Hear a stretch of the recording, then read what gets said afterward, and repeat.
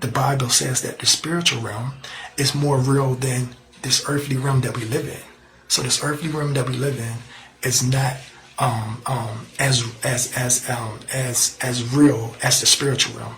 The spiritual realm is more realer than this realm that we live in and that we see. The spiritual realm is more realer than that, and it heavily influences the earthly realm. So if God has your spirit first, then your spirit is what gives God the ability to create the body.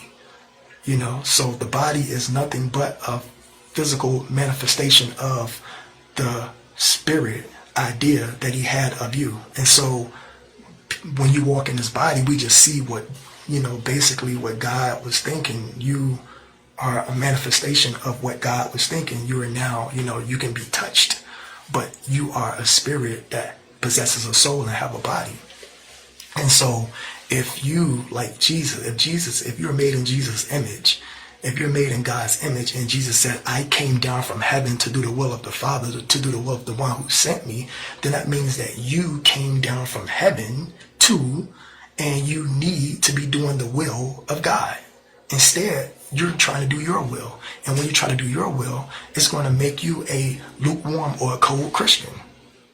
Because you receive salvation, you're now with God. You now claim that you saved, and you want to be deeper in the spirit, but you lukewarm and you cold. And so right now this prophecy is for all those people who are moving to be on fire for God, who are moving to be hot for God, because you don't want to be influenced by this world. Right now there's a battle that's going on. A spiritual battle is going on, and the world is trying to make the what's bad appear good, and what's good appear bad.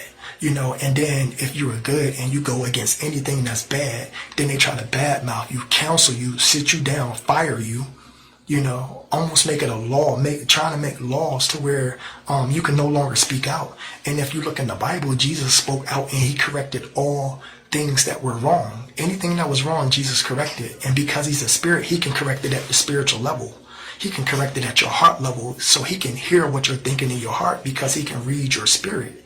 He can read what you're saying internally.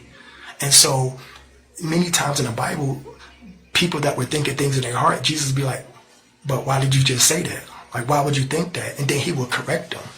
So the Bible says that, do not be conformed to this world. It's Romans 12:2. And do not be conformed to the world, but be transformed by the renewing of your mind. Listen to this. And do not be conformed to this world, but be transformed by the renewing of your mind, that